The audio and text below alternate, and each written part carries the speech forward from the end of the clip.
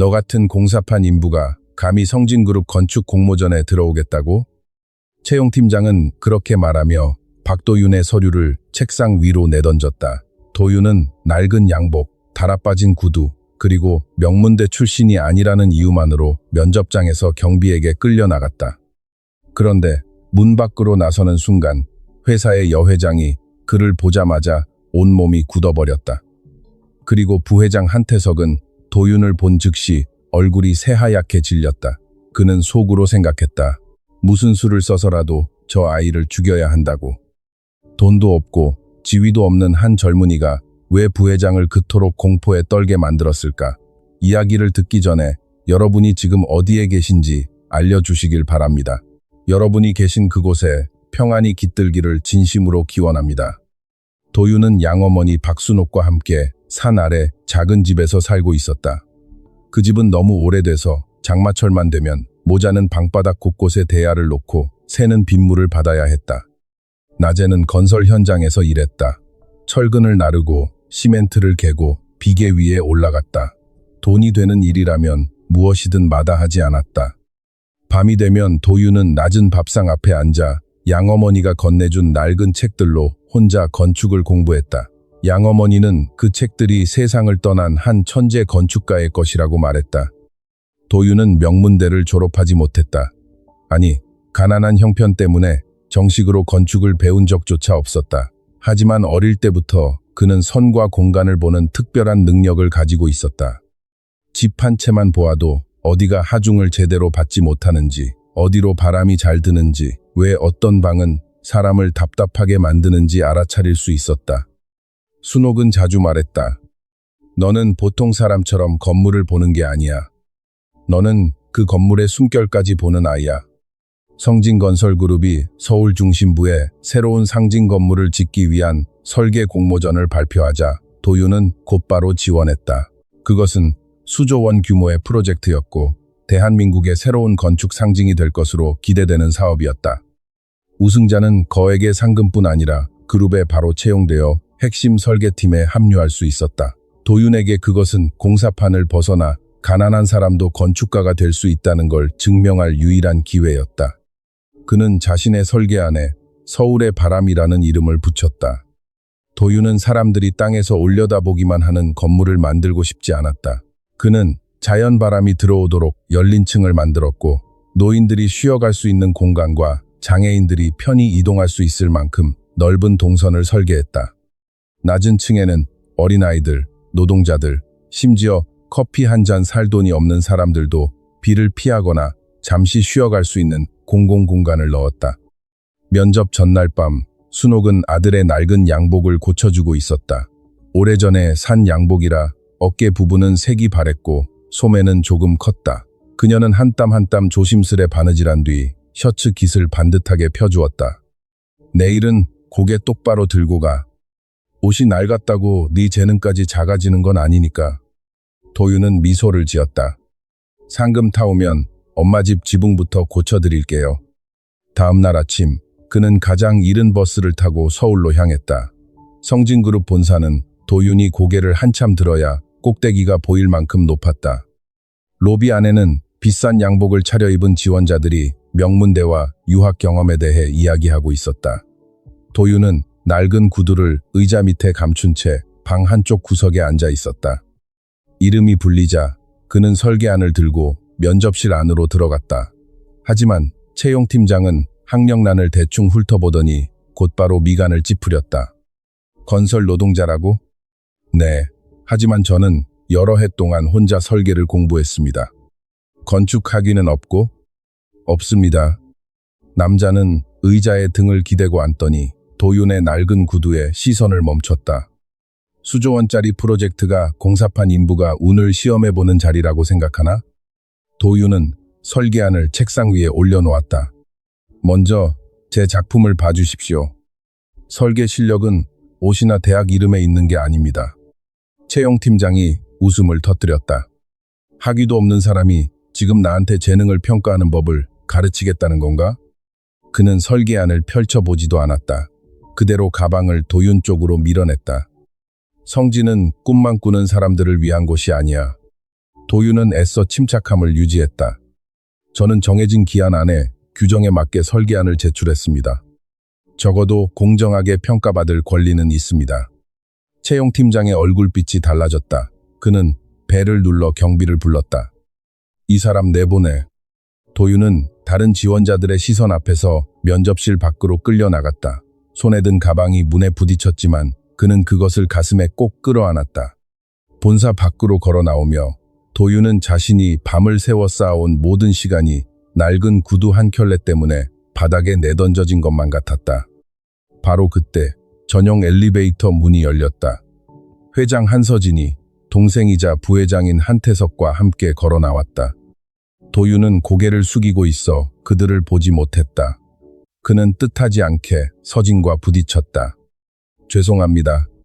도유는 곧바로 뒤로 물러났다. 서진은 그의 얼굴을 본 순간 온몸이 그대로 굳어버렸다. 저 눈, 저 얼굴선. 아주 짧은 순간 그녀는 25해 전 죽은 남편이 눈앞에 서 있는 줄 알았다. 자네. 서진이 이름을 묻기도 전에 태석이 앞으로 나섰다. 그의 얼굴은 새하얗게 질려 있었다. 숨이 목에 걸린 듯 막혔다.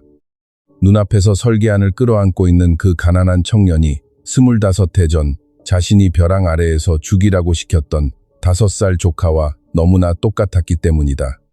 태석은 도윤이 본사 유리문 너머로 사라질 때까지 그를 뚫어져라 바라보았다. 저 눈, 저 콧날, 설계안을 가슴에 꼭 끌어안는 모습까지도 자신이 세상에서 가장 증오했던 남자와 똑같았다. 25해 동안 묻어두었던 기억이 갑자기 되살아났다. 그때 성진그룹은 아직 작은 건설회사에 불과했다. 서진은 계약과 재무를 맡았고 그녀의 남편 강현우는 수석 건축가였다. 현우는 단순히 설계 실력만 뛰어난 사람이 아니었다. 그는 불가능해 보이는 아이디어도 실제 건축물로 만들어내는 능력이 있었다. 남편의 설계도와 서진의 사업 능력 덕분에 작은 회사는 빠르게 중요한 프로젝트들을 따내기 시작했다. 두 사람에게는 5살 난 아들 강시우가 있었다. 아이는 자주 아버지의 작업대 옆에 앉아 연필을 쥐고 삐뚤빼뚤한 집을 종이에 그리곤 했다. 현우는 단 한 번도 아들을 비웃지 않았다. 그는 참을성 있게 창문과 계단, 그리고 간단한 하중선을 그리는 법을 알려주었다. 어느 날 서진은 문 밖에 서서 남편이 아들에게 하는 말을 들었다. 좋은 건물은 사람들이 올려다보며 무서워하게 만드는 게 아니야. 그 안으로 들어온 사람들이 보호받고 있다고 느끼게 해야 해. 시우는 그 말의 뜻을 다 이해하지 못했다. 하지만 아주 진지하게 고개를 끄덕이더니 자신이 그린 집에 커다란 처마를 하나 더 그려 넣었다. 서진과 현우에게 회사는 단순한 재산이 아니었다. 언젠가 아들에게 물려주고 싶은 미래였다. 하지만 행복한 세 식구를 볼 때마다 태석의 마음속에서는 질투가 불길처럼 타올랐다. 그는 서진의 친동생이었다. 회사가 처음 세워졌을 때 태석도 관리자로 함께했다. 그러나 아무리 애써도 그는 늘 누나와 매형의 뒤에 서 있는 사람일 뿐이었다. 직원들은 현우의 재능을 존경했다. 거래처는 서진을 신뢰했다. 그리고 태석은 그저 여사장의 남동생으로만 불렸다. 어느 저녁, 그는 우연히 부부가 미래에 대해 이야기하는 것을 들었다. 나중에 시우가 크면 나는 회사를 아이에게 맡기고 싶어. 서진이 미소 지으며 말했다. 물론 먼저 아이가 정말 건축을 좋아하는지 봐야겠지. 현우는 옆에서 잠든 아이를 바라보며 대답했다. 나는 아이가 꼭 회사를 이어받아야 한다고 생각하지 않아. 그저 좋은 사람으로 자라주면 충분해. 그것은 부부 사이의 평범한 대화에 불과했다. 하지만 태석의 귀에는 마치 사형 선고처럼 들렸다. 현우가 살아있는 한 그는 영원히 회사를 손에 넣을 수 없었다. 시우가 자라면 그 아이가 합법적인 후계자가 될 것이다. 태석은 자신이 원하는 것을 절대 얻을 수 없었다. 몇 주에 걸쳐 계산을 마친 그는 빚에 쫓기던 한 트럭 운전사를 찾아가 큰 돈을 건넸다. 차가 도로 밖으로 떨어지게만 만들면 돼. 살아남는 사람은 없어야 한다. 사건은 현우가 아들을 데리고 산속 공사 현장에 가던 날로 맞춰졌다. 그날 오후 산길은 한적했고 안개가 짙게 깔려 있었다. 시우는 아버지가 사준 스케치북이 든 작은 가방을 안고 뒷좌석에 앉아 있었다. 현우는 운전하며 물었다. 시우야, 나중에 너는 무엇을 짓고 싶니? 아이는 곧바로 대답했다. 엄마를 위한 아주 큰 집이요. 현우가 웃음을 터뜨렸다. 바로 그때 뒤에서 트럭 한 대가 나타났다. 처음에는 바짝 따라붙기만 했다. 그러다 갑자기 속도를 높여 승용차 옆을 세게 들이받았다. 현우는 핸들을 급히 틀며 차를 도로 위에 붙잡아 두려 했다. 시우야, 엎드려. 그는 소리치며 몸을 돌려 한 팔로 아들을 감쌌다. 트럭은 다시 달려들었다. 두 번째 충돌에 차창이 산산조각 났다. 현우의 차는 벼랑 끝까지 밀려났다. 그는 브레이크를 밟았지만 자갈이 깔린 도로 때문에 바퀴는 길게 미끄러졌다. 세 번째, 충돌이 가드레일을 부쉈다. 차는 벼랑 아래로 떨어졌다. 마지막 순간 현우는 안전벨트를 풀고 몸을 돌려 아들을 끌어안았다. 차는 비탈길을 여러 번 굴러 내려가다 큰 나무에 강하게 부딪혔다. 현우는 그 자리에서 숨졌다. 차가 굴러 내려가는 동안 뒷문이 열렸다. 시우는 차 밖으로 튕겨나가 아래쪽 빽빽한 덤불 속으로 떨어졌고 그대로 의식을 잃었다. 멀지 않은 곳에서 순옥이 약초를 캐고 있었다. 그녀는 트럭이 승용차를 일부러 들이받는 장면을 보았다. 순옥은 급히 산비탈 아래로 뛰어내려갔다. 도착. 그때 덤불 속에서 아주 작은 신음소리가 들렸다. 순옥이 나뭇가지를 헤치자 피투성이가 된 어린아이가 보였다. 얼굴은 피로 얼룩져 있었지만 심장은 아직 뛰고 있었다. 순옥은 길 위로 올라가 경찰에 신고하려 했다. 그런데 위쪽에서 낯선 남자 몇 명이 나타났다. 그들은 피해자를 구하려 하지 않았다. 차 주변을 뒤지고 현우의 시신을 확인한 뒤 산비탈 곳곳으로 흩어져 무언가를 찾기 시작했다. 그중 한 사람이 말했다. 애가 차 안에 없어. 반드시 찾아야 해. 순옥은 곧바로 깨달았다. 그들은 구조대가 아니었다. 그녀는 아이의 입을 막고 아이를 안은 채 바위 뒤에 숨어 그들이 떠날 때까지 기다렸다. 그런 다음 아이를 업고 산 아래 작은 집으로 데려갔다. 시우는 여러 날 동안 고열에 시달렸다. 깨어났을 때 그는 자신의 이름을 기억하지 못했다. 부모가 누구인지도 알지 못했다. 길 밖에서 트럭 소리만 들려도 아이는 몸을 웅크리고 머리를 감싸며 공포에 질려 소리를 질렀다. 순옥은 경찰에 신고하려고도 했다. 하지만 낯선 남자들이 계속 산 주변에 나타나 실종된 아이를 보았느냐고 묻고 다녔다. 아이를 내보냈다가는 죽임을 당할지도 모른다는 두려움에 그녀는 침묵하기로 했다. 그리고 아이에게 박도윤이라는 새 이름을 지어주었다. 그날부터 순옥은 그 아이를 친아들처럼 키웠다. 한편 태석은 사건을 맡았던 경찰 최동수를 매수했다. 사건 기록은 현우가 술을 마시고 운전하다 사고를 낸 것으로 조작되었다. 트럭 충돌 흔적은 삭제되었다. 시우는 벼랑 아래 계곡으로 떨어져 실종되었고 생존 가능성은 거의 없다는 결론이 내려졌다. 서진은 아들이 죽었다는 사실을 믿지 않았다. 그녀는 여러 해 동안 아이를 찾아다녔다. 전단지를 뿌리고 사람을 고용해 산을 수색했으며 보육원마다 찾아가 물었다. 태석은 늘 누나 곁에서 위로하는 척했다. 그는 슬픈 척하며 회사 일을 도왔고 조금씩 회사의 권력을 손에 넣었다. 25해가 흘렀다. 태석은 그 비밀이 벼랑 아래 차와 함께 영원히 묻혔다고 믿었다. 그런데 이제 죽었어야 할 아이가 성진 본사 앞에 나타났다. 사무실로 돌아온 태석은 곧바로 문을 잠그고 신복 비서에게 전화를 걸었다. 박도윤을 조사해. 사는 곳, 가족, 과거까지 전부. 태석의 목소리는 거칠게 갈라졌다. 반드시 알아내야 해. 그놈이 정말 강시우인지 아닌지. 도윤이 본사를 떠난 직후 검은색 승용차 한 대가 조용히 그의 뒤를 따라붙었다. 높은 층 사무실에서 태석은 유리창 앞에 서서 그 차가 사람들 사이로 사라지는 모습을 바라보며 휴대전화를 꽉 쥐었다. 절대 놓치지 마. 그놈이 어디 사는지, 누구를 만나는지, 언제부터 나타난 건지 전부 알아야 해. 도윤은 자신이 미행당하고 있다는 사실을 전혀 알지 못했다. 그는 버스를 타고 서울 중심부를 벗어났고 다시 외곽으로 가는 작은 버스로 갈아탄 뒤 산 아래 집까지 거의 1시간을 걸었다.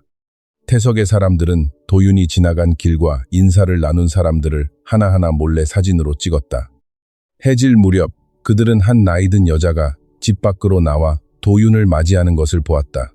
그녀는 박순옥이었다. 사진을 받은 태석은 곧바로 그 이름을 알아보았다. 25해 전 순옥은 현우의 사고가 일어난 산 주변에 살고 있었다.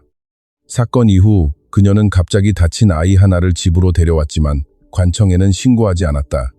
그 아이가 나타난 날도 시우가 실종된 날짜와 정확히 맞아떨어졌다. 태석은 서류를 바라보며 두 손이 얼음처럼 차가워지는 것을 느꼈다. 우연히 이렇게 많을 수는 없어. 그는 계속 감시하라고 지시했다. 다음 날 도윤은 예전 공사 현장 근처 식당에서 몇몇 친구를 만났다. 그가 떠난 뒤 청소 직원 복장을 한 남자가 들어와 도윤이 사용한 종이컵을 가져갔다. 의자 등받이에 붙어있던 머리카락 한 올도 수거되었다. 태석은 그것을 자신이 매수한 사설 검사소로 몰래 보냈다. 대조용 샘플은 성진그룹 가족 건강검진 기록에 보관되어 있던 서진의 DNA 자료였다. 사흘 뒤 결과지가 그의 책상 위에 놓였다. 태석은 곧바로 열어보지 않았다. 그는 아주 오랫동안 움직이지 않고 앉아 있었다. 마치 그 종이를 보지 않는 한 벼랑 아래 묻힌 비밀도 되살아나지 않을 것처럼. 마침내 그는 봉투를 찢었다. 결론이 눈앞에 나타났다. 모자 관계 확률 99.99%. 태석의 손에 들려있던 컵이 바닥으로 떨어졌다. 물이 카펫 위로 번졌지만 그는 전혀 신경 쓰지 않았다. 박도윤은 바로 강시우였다. 25해 전 아버지와 함께 벼랑 아래에서 죽었다고 믿었던 조카가 살아있었다. 그뿐만 아니었다. 시우는 서울 가까운 곳에서 성장했고 현우의 얼굴과 온 가족이 자랑하던 건축 재능까지 그대로 지니고 있었다. 서진이 아들을 알아본다면 태석이 25해 동안 쌓아온 모든 것은 무너진다. 도윤은 그 집안의 합법적인 후계자였다. 또한 과거의 사고를 다시 조사하게 만들 수도 있었다. 경찰이 트럭, 매수된 경찰, 오래된 자금 흐름을 추적하기 시작한다면 태석은 그룹도 자유도 모두 잃게 된다. 그는 원본 결과지를 재떨이 안에서 불태웠다. 하지만 종이가 재가 되어도 진실은 사라지지 않았다. 태석은 이름을 남기지 않고 일을 처리하는 남자에게 전화를 걸었다. 사고 하나가 필요해. 성진과 연결되는 흔적은 절대 남기지 마. 전화기 너머 남자가 물었다. 반드시 죽어야 합니까?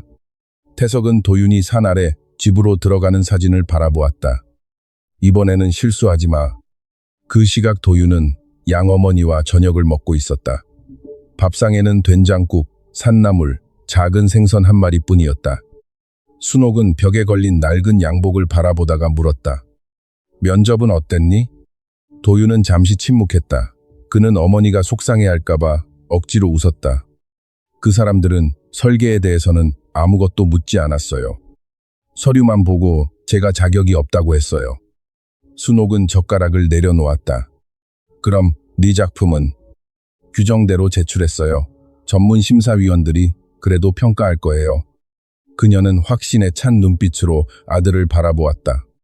그들이 진짜로 도면을 본다면 네 재능을 알아볼 거야. 도윤은 희미하게 웃었다. 저는 그냥 저 같은 사람에게 공정함이라는 게 보일 기회조차 없었던 게 아닐까 두려워요. 순옥은 굳은 살 박인 그의 손을 잡았다. 너는 네가 가진 모든 걸 쏟아 그 설계안을 그렸어. 다른 사람들이 알아보든 말든 그건 분명 네 작품이야. 그날 밤 도윤은 깊이 잠들지 못했다. 그는 다시 안개 낀 산길을 꿈꾸었다. 뒤에서 트럭 한 대가 나타났다. 쇠붙이가 부딪히는 날카로운 소리가 울렸다. 어떤 남자가 몸을 돌려 그를 끌어안으며 외쳤다. 엎드려. 도윤은 소스라치게 깨어났다. 등은 식은땀으로 흠뻑 젖어 있었다. 그는 꿈속 남자의 얼굴을 기억하지 못했다. 다만 길 밖에서 트럭 소리만 들리면 가슴이 꽉 조여오는 것만은 알고 있었다. 순옥은 문 밖에 서서 아들을 바라보다가 조용히 옷자락을 움켜쥐었다. 그녀는 그 꿈들이 상상이 아니라는 것을 알고 있었다. 그것은 그녀가 벼랑 아래에서 그를 구해낸 날의 기억 조각들이었다. 하지만 25해 동안 그녀는 한 번도 그 사실을 말할 용기를 내지 못했다. 다음 날 아침, 도윤은 공사 현장으로 가기 위해 일찍 집을 나섰다. 좁은 길을 지나던 순간 뒤에서 엔진이 거칠게 울리는 소리가 들렸다. 회색 승용차 한 대가 갑자기 속도를 높였다. 도윤이 뒤돌아보았다. 차는 전혀 속도를 줄이지 않았다. 그대로 그를 향해 돌진했다. 도윤은 옆으로 몸을 던졌지만 이미 늦었다. 강한 충돌음이 터졌다. 그의 몸은 땅에서 튕겨올라 차 보닛 위에 세게 부딪힌 뒤 도로 위로 떨어졌다. 차는 잠시 멈칫하더니 곧바로 속도를 높여 달아났다. 도윤의 머리에서 흘러나온 피가 도로 위로 번졌다. 주변 사람들이 달려와 구급차를 불렀다. 구급차가 도착했을 때 그는 이미 의식을 잃은 상태였다. 병원에서 의사는 도윤이 심각한 외상성 뇌손상을 입었고 여러 곳에 뼈가 부러졌으며 깨어나지 못할 위험도 있다고 말했다. 순옥은 흙이 묻은 옷차림 그대로 병원으로 달려왔다. 수액줄과 기계들 사이에 누워 움직이지 않는 아들을 본 순간 그녀는 거의 주저앉을 뻔했다. 그녀는 도윤의 차가운 손을 붙잡고 계속 불렀다. 눈 좀 떠봐. 도윤아, 엄마 여기 있어. 하지만 그는 아무 반응도 하지 않았다. 경찰이 사고 차량이 일부러 번호판을 가리고 피해자를 향해 돌진했다고 말하자 순옥은 25 해전의 트럭을 떠올렸다. 같은 추격 방식, 같은 살해. 그녀는 고개를 들었다. 얼굴이 창백해졌다. 그때 그 사람들이 도윤을 찾아낸 것일지도 몰랐다. 그리고 이번에는 끝내지 못한 일을 마무리하려고 돌아온 것일지도 몰랐다. 도윤이 중환자실에서 생사를 오가는 동안 성진 본사에서는 전문 심사위원회의 평가가 끝났다. 한 설계안이 거의 만점에 가까운 점수로 1위에 올랐다. 작품명은 서울의 바람. 여러 차례의 평가 끝에 전문가들은 그것이 이번 공모전에서 가장 뛰어난 설계라고 만장일치에 가깝게 결론 내렸다. 하지만 그 진짜 작가는 의식불명 상태로 누워 있었고 자신의 인생 앞에 거대한 문이 열렸다는 사실을 전혀 알지 못했다. 그리고 누군가 그 문마저 훔쳐가려 하고 있다는 사실도 몰랐다. 도윤이 여전히 중환자실에서 움직이지 못한 채 누워있는 동안 성진그룹 본사에서는 전문심사위원회가 마지막 평가에 들어갔다. 긴 테이블 위에는 전국 각지에서 보내온 100여 개가 넘는 설계안이 놓여 있었다. 대부분의 지원자는 유명 건축대학을 졸업했거나 해외 유학 경험이 있거나 대형 회사에서 일한 경력이 있었다. 하지만 여러 시간의 토론 끝에 전문가들은 모두 같은 작품 앞에서 멈춰섰다. 서울의 바람. 나이든 건축학 교수가 도면을 한 장씩 넘기며 말했다. 이 설계는 건물을 거대한 콘크리트 덩어리로 만들려고 하지 않았습니다. 도시와 함께 숨쉬게 만들었어요. 작가는 층과 층 사이에 빈 공간을 배치해 자연 바람을 활용했고 그 덕분에 냉방에 쓰이는 에너지를 크게 줄일 수 있게 했다. 채광 시스템도 햇빛이 안쪽 깊숙이 들어오면서도 내부 온도가 지나치게 올라가지 않도록 계산되어 있었다. 하지만 심사위원들을 가장 감동시킨 것은 단순한 기술만이 아니었다. 낮은 층에는 아주 넓은 공간이 시민들을 위해 마련되어 있었다. 입장권도 필요 없었다. 서비스를 이용할 필요도 없었다. 누구든 들어와 쉬어갈 수 있었다. 도윤은 설계 설명서에 이렇게 썼다. 상징적인 건물은 돈 있는 사람들만의 것이 되어서는 안 됩니다.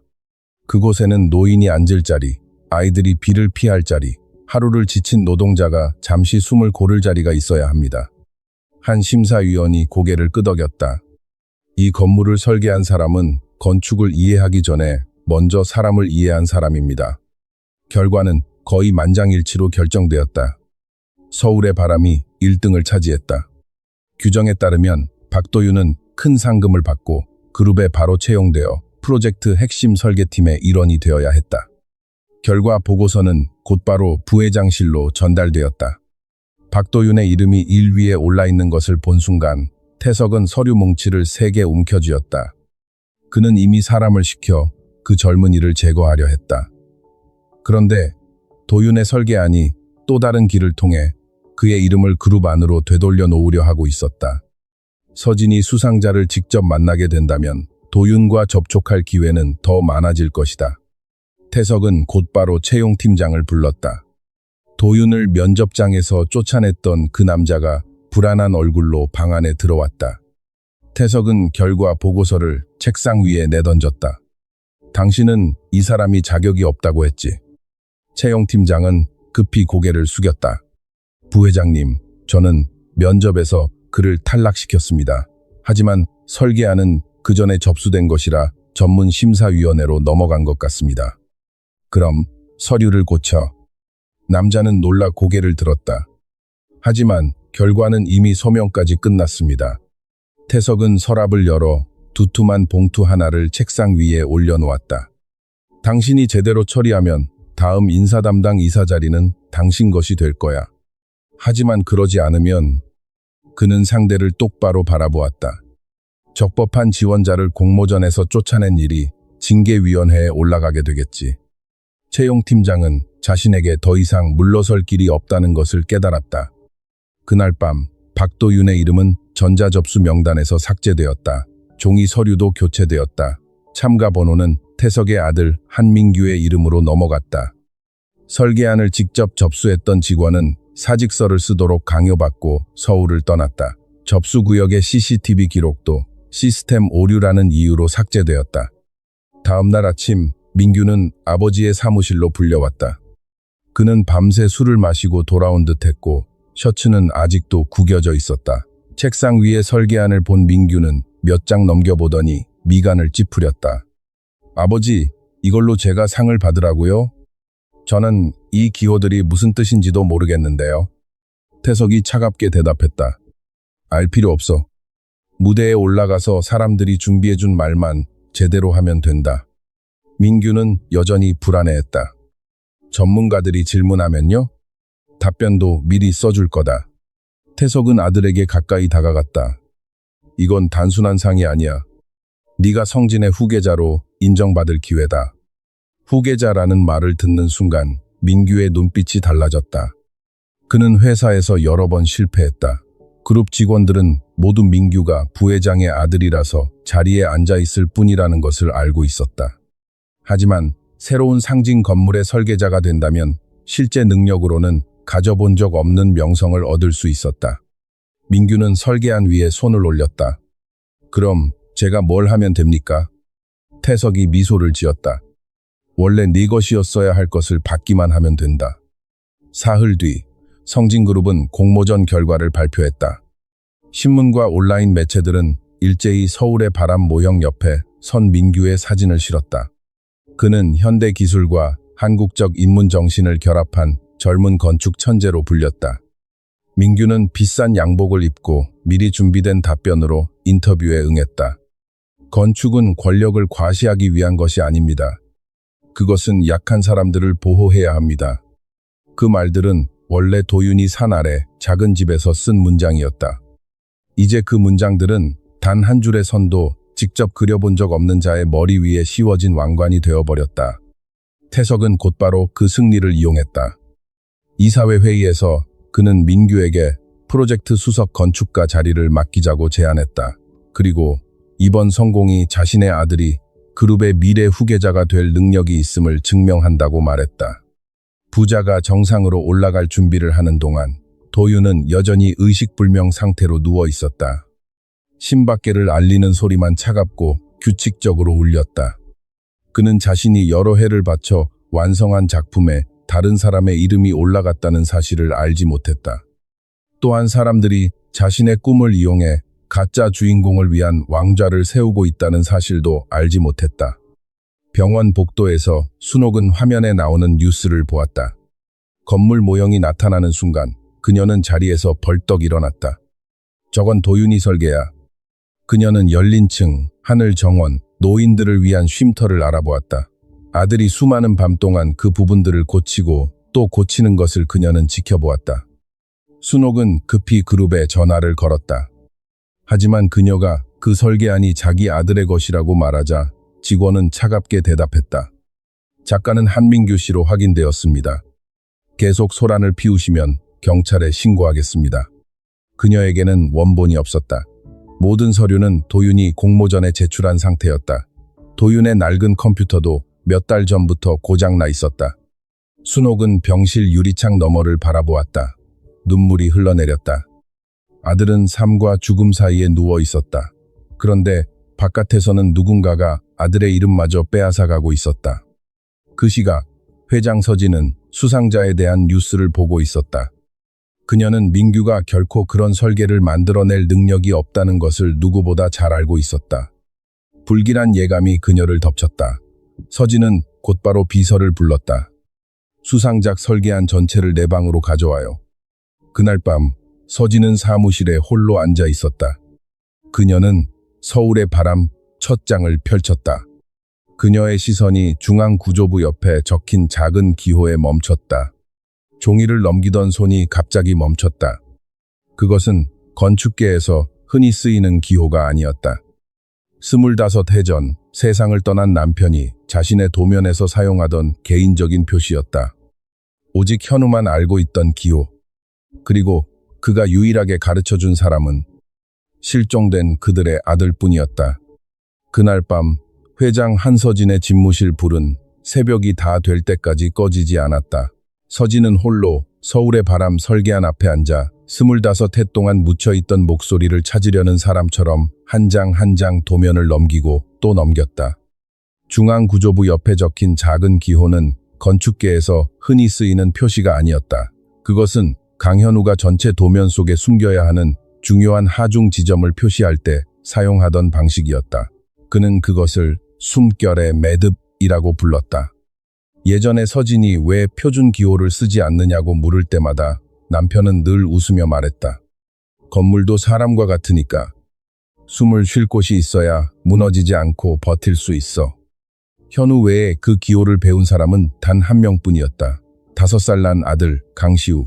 현우가 직접 아이의 손을 잡고 가르쳐준 적이 있었다. 서진은 계속 설계안을 읽어 내려갔다. 보면 볼수록 등골이 서늘해졌다. 이 도면에는 남편만의 흔적이 남아있을 뿐 아니라 현우가 평생 붙잡고 살았던 건축 철학이 거의 그대로 담겨 있었다. 회사가 아직 작았던 시절 부부는 서울의 새로 완공된 고층 건물 앞에 함께 선 적이 있었다. 그때 서진은 저 건물은 사람들로 하여금 반드시 고개를 들게 만들 거라고 말했다. 하지만 현우는 고개를 저었다. 위대한 건물은 사람들에게 고개를 들라고 강요하는 곳이 아니야. 오히려 몸을 낮춰 약한 사람들을 감싸줄 줄 알아야 해. 서울의 바람에서 가장 낮은 층은 완전히 시민들에게 열려 있었다. 출입을 통제하는 문도 없었다. 반드시 물건을 사야 한다는 조건도 없었다. 노인은 앉아 쉴 수 있고 아이들은 비를 피할 수 있으며 노동자들도 들어와 물을 마시고 추위를 피할 수 있었다. 바람길을 배치한 방식조차 현우가 생전에 완성하지 못했던 도면들을 떠올리게 했다. 서진은 표지에 적힌 작가 이름을 바라보았다. 한민규. 그녀는 차갑게 웃었다. 누구보다 그 조카를 잘 알고 있었기 때문이다. 민규는 단 한 번도 건축에 진심으로 관심을 둔 적이 없었다. 그룹에 들어온 뒤로도 회의에 자주 빠졌고 일은 부하 직원에게 떠넘긴 뒤 공로만 자기 것으로 챙겼다. 한 번은 구조 도면과 인테리어 도면조차 구분하지 못한 적도 있었다. 그런 사람이 어느 날 갑자기 전문 심사위원들까지 놀라게 할 건축물을 만들어냈을 리가 없었다. 다음 날 아침 서진은 민규를 집무실로 불렀다. 그는 새 양복을 입고 어느 패션 잡지에 언급되었다는 값비싼 시계를 찬 채 자신만만하게 들어왔다. 고모, 부르셨어요? 서진은 설계안을 그의 앞에 놓았다. 중앙구조부를 설명해봐. 민규가 멈칫했다. 어느 부분 말씀이세요? 18층과 20층 사이에 교차 바람길을 사용한 부분. 민규는 도면을 내려다보았다. 이마에 땀이 맺히기 시작했다. 그건 환기 시스템입니다. 그건 나도 알아. 서진은 그를 똑바로 바라보았다. 내가 묻는 건 동쪽 빈 공간을 왜 3도 틀었느냐는 거야. 민규는 아무 말도 하지 못했다. 서진은 계속 물었다. 그리고 이 기호는 무슨 뜻이지? 그녀의 손가락은 정확히 현우의 표시 위에 멈춰 있었다. 민규는 당황했다. 시간을 좀 주시면. 설계가 너무 복잡해서요. 제가 지금 당장 전부 설명드리기는 어렵습니다. 서진은 설계안을 덮었다. 작가는 자신이 만든 것을 이해하는데 시간이 필요하지 않아. 민규가 고개를 들었다. 얼굴빛이 변했다. 고모, 지금 저를 의심하시는 겁니까? 나는 그저 묻고 있을 뿐이야. 서진은 담담하게 대답했다. 하지만 너는 아직 단 하나도 대답하지 못했어. 민규가 나간 뒤 서진은 곧바로 믿을 만한 비서를 불렀다. 그녀는 공모전의 모든 서류를 확인하라고 지시했다. 접수 명단, CCTV 자료, 설계한 접수 기록까지 전부였다. 그때 박도윤이라는 이름이 다시 그녀의 머릿속에 떠올랐다. 낡은 양복을 입고 회사 로비에서 자신과 부딪혔던 그 젊은 남자. 얼굴은 숨이 틔을 만큼 현우를 닮아 있었고 눈빛은 실종된 아들을 떠올리게 했다. 하지만 조사 결과는 더 많은 이상한 점들만 드러냈다. 도윤이 왔던 바로 그날 접수구역 CCTV가 삭제되어 있었다. 그의 원본 지원서도 사라졌다. 설계안을 직접 접수했던 직원은 갑자기 퇴사한 뒤 거주지까지 떠났다. 전화번호도 끊겨 있었다. 채용 팀장이 불려와 추궁을 받았다. 그는 단호하게 말했다. 박도윤은 그저 소란을 피우러 온 사람입니다. 그는 설계안을 제출한 적이 없습니다. 서진은 회의록을 그의 앞에 놓았다. 그렇다면 왜 이 사람 이름이 지원자 명단에 있었지? 남자는 마른 침을 삼켰다. 아마 직원이 잘못 입력한 것 같습니다. 그리고 CCTV도 마침 그날 고장났고, 예, 시스템 오류였을 겁니다. 설계안을 접수한 직원도 우연히 사라졌고, 채용 팀장은 대답하지 못했다. 그의 눈빛은 계속 흔들렸고, 서진은 누군가가 개입했다는 것을 더욱 확신하게 되었다. 그녀는 곧바로 사람을 시켜 도윤을 찾게 했다. 하지만 산 아래 집은 문이 닫혀 있었다. 그가 일하던 공사 현장에도 며칠째 나타나지 않았다고 했다. 도윤의 친구 한 명이 말했다. 그가 교통사고를 당해 병원으로 실려갔다고. 서진은 그대로 굳어버렸다. 공모전에서 쫓겨난 지원자, 삭제된 CCTV, 바뀐 서류, 가장 뛰어난 작품이 민규의 이름으로 넘어간 일, 그리고 진짜 작가가 결과 발표 직전에 사고를 당한 것. 이것은 결코 우연일 수 없었다. 그날 오후 서진은 병원으로 향했다. 중환자실 유리창 너머로 도윤이 수액줄과 기계들 사이에 움직이지 않고 누워있는 모습이 보였다. 얼굴은 창백했고 머리 한쪽은 흰 붕대로 감겨 있었다. 하지만 보면 볼수록 그 얼굴 위로 현우의 모습이 선명하게 겹쳐졌다. 서진은 병실 안으로 들어가 침대 옆에 멈춰섰다. 도윤의 손은 이불 위에 조용히 놓여 있었다. 그녀는 천천히 손을 뻗었다. 하지만 손끝이 몇 센티미터 남았을 때 차마 닿지 못했다. 25해 동안 그녀는 수많은 아이를 잘못 알아보았다. 헛된 제보를 따라 달려간 적도 있었다. 희망을 품었다가 절망하기를 반복한 끝에 이제는 더 이상 믿는 것조차 두려워졌다. 하지만 이번에는 달랐다. 그녀 앞에는 남편의 얼굴을 가진 청년이 있었다. 남편의 기호를 알고 있었고 현우가 남긴 말들을 그대로 품은 설계안까지 있었다. 서진은 의식 없이 누워있는 청년을 바라보았다. 눈가가 붉어졌다. 도대체 당신은 누구예요? 그녀는 알지 못했다. 지금 눈앞에 누워있는 사람이 자신이 25해 동안 찾아 헤맨 아들이라는 것을, 그리고 그 아들을 자신에게서 빼앗아간 사람이 다시 한번 그를 지워버릴 준비를 하고 있다는 것도. 서진은 오랫동안 병상 곁에 서 있었다. 그녀는 도윤의 얼굴선 하나하나를 바라보며 자신의 삶에서 사라진 5살 아이를 다시 찾아내려 애썼다. 그때 병실 문이 열렸다. 나이든 여자가 아직 따뜻한 죽이 담긴 통을 품에 안고 들어왔다. 그녀는 서진을 보자마자 발걸음을 멈췄다. 누구십니까? 서진이 몸을 돌렸다. 저는 한서진입니다. 도윤 씨의 설계안 때문에 왔습니다. 그룹 이름을 듣는 순간 순옥의 눈빛이 곧바로 경계심으로 변했다. 그녀는 침대 앞으로 걸어가 아들을 보호하려는 듯 막아섰다. 우리 애는 당신 회사에서 더 이상 받을 것도 없습니다. 설계안도 빼앗아갔으면서 이제 또 뭘 원하십니까? 서진은 곧바로 대답하지 않았다. 그녀는 눈앞의 여자가 도윤을 어릴 때부터 키운 사람이라는 것을 알아보았다. 저는 더 빼앗으러 온 게 아닙니다. 도윤 씨가 누구인지 알고 싶습니다. 순옥이 죽통을 쥔 손에 힘을 주었다. 내 아들은 박도윤입니다. 당신과 아무 상관없습니다. 그렇다면 왜 도윤 씨의 과거를 묻는 걸 두려워하십니까? 그 질문에 병실안이 조용해졌다. 순옥은 의식 없이 누워있는 청년을 바라보았다.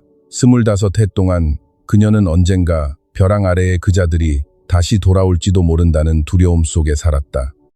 최근 일어난 교통사고는 그 두려움이 현실이 되었다는 증거였다. 그녀는 서진을 믿어도 되는지 알 수 없었다. 눈앞의 여자가 도윤의 친어머니인지 아니면 그날의 음모와 이어진 또 다른 사람인지도 알 수 없었다. 돌아가십시오. 순옥이 말했다. 세상에는 모를수록 오래 사는 일도 있습니다. 그 말을 듣는 순간 서진의 심장이 조여왔다. 그녀는 지갑에서 낡은 사진 한 장을 꺼냈다. 사진 속에는 현우가 작업대 앞에 앉아 있었다. 그 옆에는 서진과 연필을 쥔 어린 시우가 함께 있었다. 서진은 사진을 탁자 위에 올려놓았다. 이 남자를 본 적이 있는지 그것만 묻고 싶습니다. 순옥은 사진을 보자마자 죽통을 떨어뜨렸다. 뚜껑이 열리고 뜨거운 죽이 바닥에 쏟아졌지만 그녀는 신경 쓰지 않았다. 두 눈은 현우의 얼굴에 못 박혀 있었다. 이 사람이에요. 그녀의 목소리가 떨렸다. 벼랑 아래 차 안에 있던 남자. 서진은 침대 난간을 붙잡았다. 그 사고를 보셨습니까? 순옥은 곧바로 대답하지 않았다. 그녀는 의자를 끌어와 앉았다. 두 손을 꽉 맞잡았다. 마침내 25해 동안 묻혀있던 비밀이 열리기 시작했다. 그날 순옥은 산비탈에서 약초를 캐고 있었다.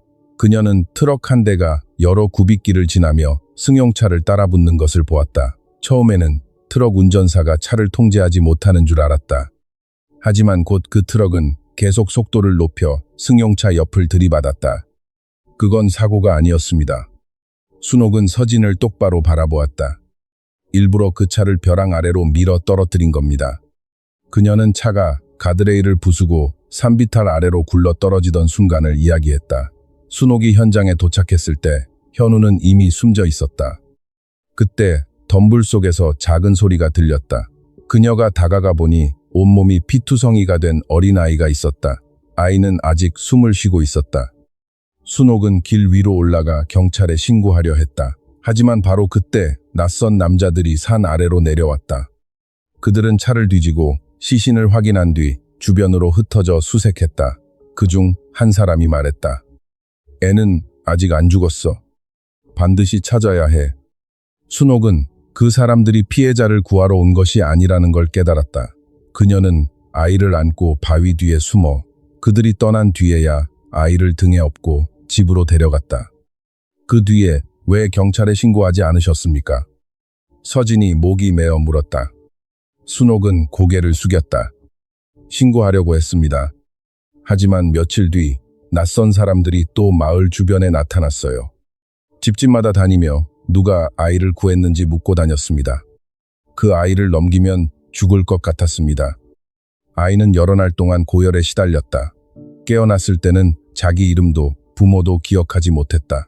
트럭 소리만 들려도 머리를 감싸 안고 방구석에 웅크린 채 비명을 질렀다. 순옥에게는 남편도 자식도 없었다. 그녀는 아이에게 박도윤이라는 새 이름을 지어주고 친아들처럼 길렀다. 여러 해 동안 진짜 부모를 찾아줘야 한다고 생각한 적도 있었습니다. 하지만 누구를 믿어야 할지 몰랐습니다. 그리고 도윤이는 자라면서 점점 저를 엄마로 여겼습니다. 순옥은 병상 쪽을 바라보았다. 과거를 다시 파헤치면 그자들이 아이를 찾아낼까 두려웠습니다. 서진은 애써 정신을 붙잡았다. 그 아이를 구한 날이 언제였습니까? 순옥이 날짜를 말했다. 정확히 시우가 실종된 날이었다. 하루도 빠르지 않았고 하루도 늦지 않았다. 서진은 다리에 힘이 풀릴 것 같았다. 순옥은 자리에서 일어났다.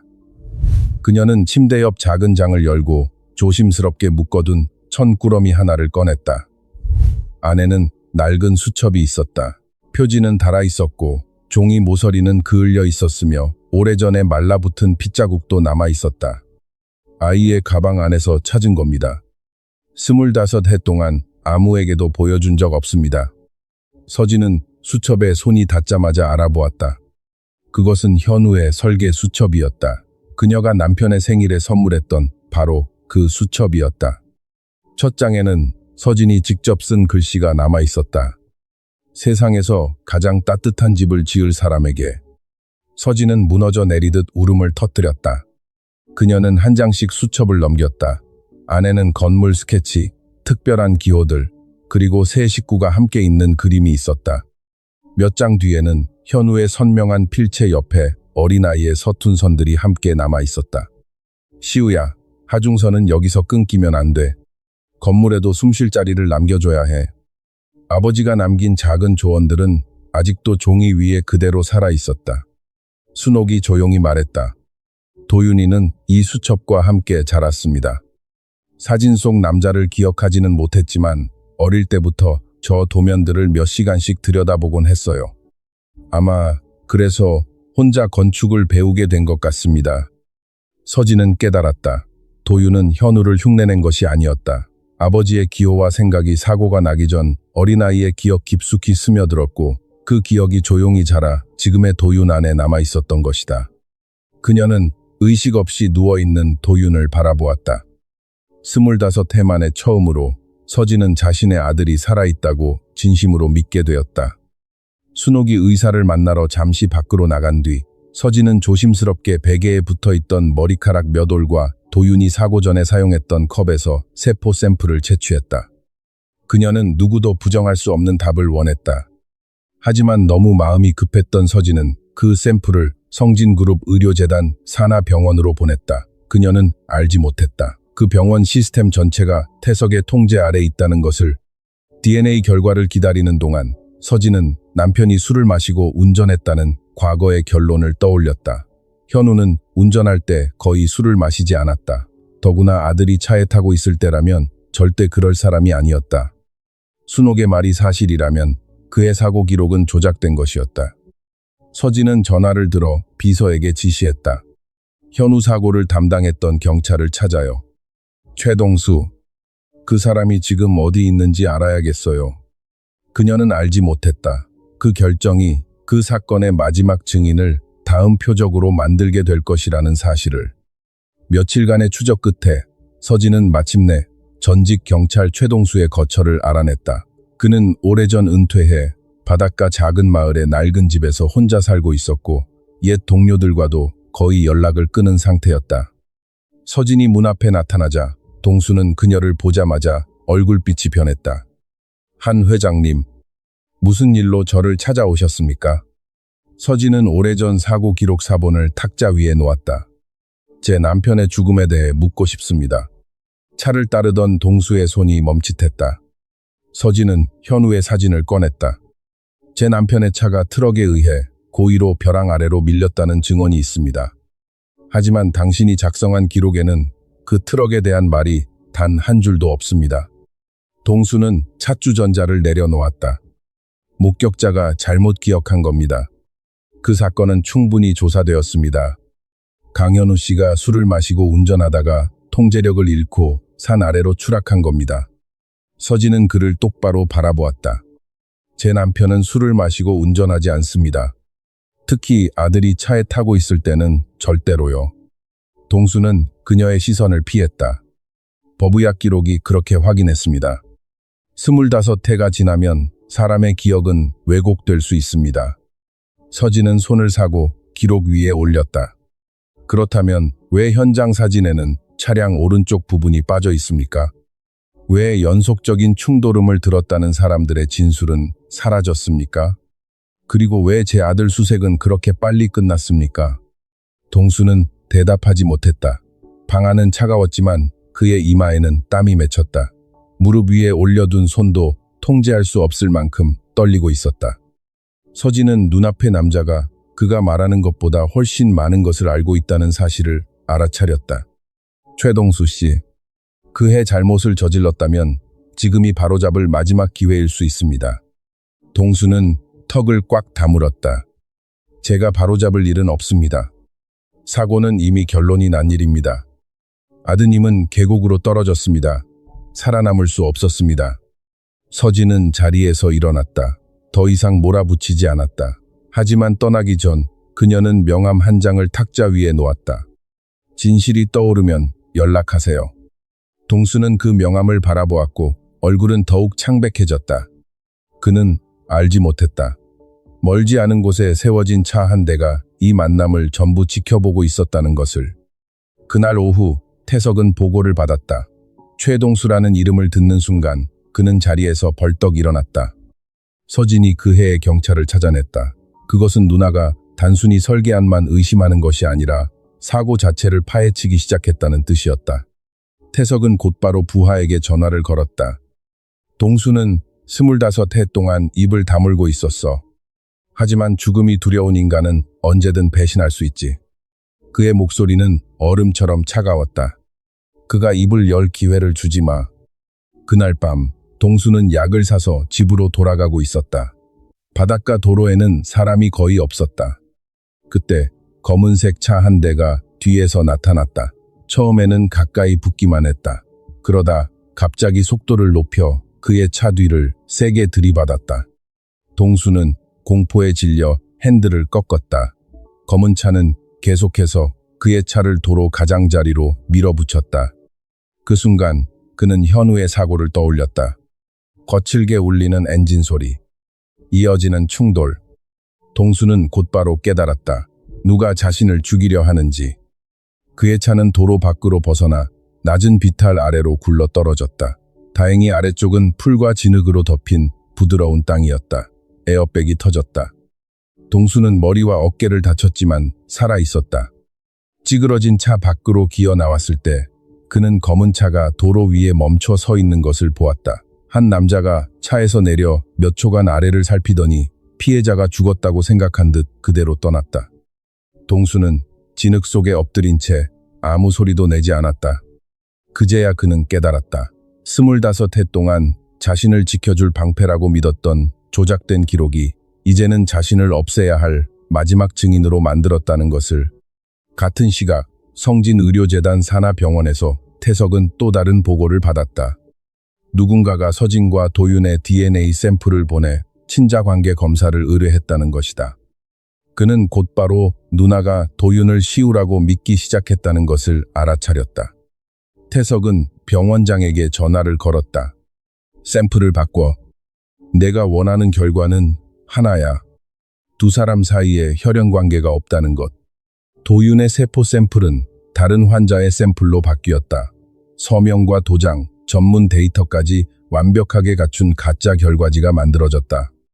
사흘 뒤 서진은 병원에서 봉투를 받았다. 그녀는 복도에서 곧바로 그것을 열었다. 눈앞에 적힌 결론은 그녀 안의 모든 희망을 무너뜨렸다. 모자관계 확인 불가. 서진은 그 문장을 몇 번이고 다시 읽었다. 종이를 쥔 손가락이 떨렸다. 현우를 닮은 얼굴, 남편의 수첩, 시우만 배웠을 기호들, 그 모든 것이 어쩌면 아들을 그리워한 한 어머니가 억지로 이어붙인 우연에 불과한 것처럼 보였다. 그녀는 병실 앞 의자에 털썩 앉았다. 25해 동안 서진은 수많은 거짓 희망을 쫓았다. 이번에는 정말로 아들을 찾았다고 생각했다. 하지만 결국 결과는 또다시 같았다. 순옥이 다가왔다. 서진의 얼굴을 보는 순간 그녀는 결과가 좋지 않다는 것을 알아차렸다. 서진은 종이를 건넸다. 죄송합니다. 제가 도윤 씨를 보고 제 아들이라고 착각했습니다. 순옥은 검사 결과를 바라보았지만 마음속 의심은 사라지지 않았다. 그러나 반박할 증거가 없었다. 서진은 조용히 고개를 숙였다. 제가 괜한 걱정을 끼쳐드린 것 같습니다. 이제 더 이상 도윤 씨의 신분을 추적하지 않겠습니다. 그녀는 사고 기록 조사도 잠시 중단하라고 지시했다. 그 소식을 들은 태석은 마침내 안도의 숨을 내쉬었다. 그는 가짜 DNA 결과가 누나의 마지막 희망을 꺼뜨렸다고 믿었다. 그날 밤 서진은 크고 차가운 저택으로 돌아갔다. 그녀는 오래된 가족 사진을 꺼내들고 거실에 홀로 앉았다. 시우야, 엄마가 또 너를 잘못 찾았나 보다. 절망이 가장 깊어지던 바로 그 순간 초인종이 울렸다. 서진은 눈물을 닦고 문으로 걸어갔다. 문 밖에는 전직경찰 최동수가 서 있었다. 그의 얼굴은 상처투성이었고 한쪽 팔은 흰 붕대로 고정되어 있었다. 그는 누렇게 변한 오래된 서류 뭉치를 품에 꽉 안고 있었다. 동수는 거친 숨을 몰아쉬며 서진을 바라보았다. 제가 거짓말을 했습니다. 그해 사고는 사고가 아니었습니다. 그는 서류를 그녀에게 내밀었다.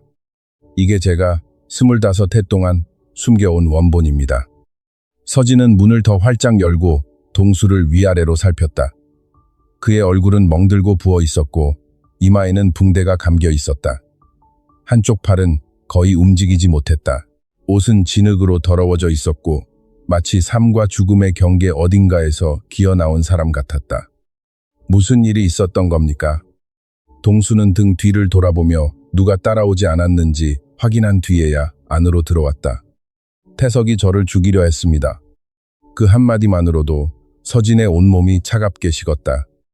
동수는 오래된 서류철을 탁자 위에 올려놓았다.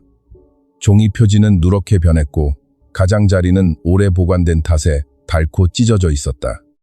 그는 자리에 앉았다. 두 손이 떨리고 있었다. 25해 전 저는 당신 남편의 사고를 맡은 경찰이었습니다. 그리고 저는 돈을 받고 살인사건을 교통사고로 바꿨습니다. 서진은 아무 말도 하지 않았다. 그저 눈앞의 남자를 뚫어져라 바라볼 뿐이었다. 동수는 태석이 중간 회사를 통해 자신에게 큰 돈을 보냈다고 털어놓았다.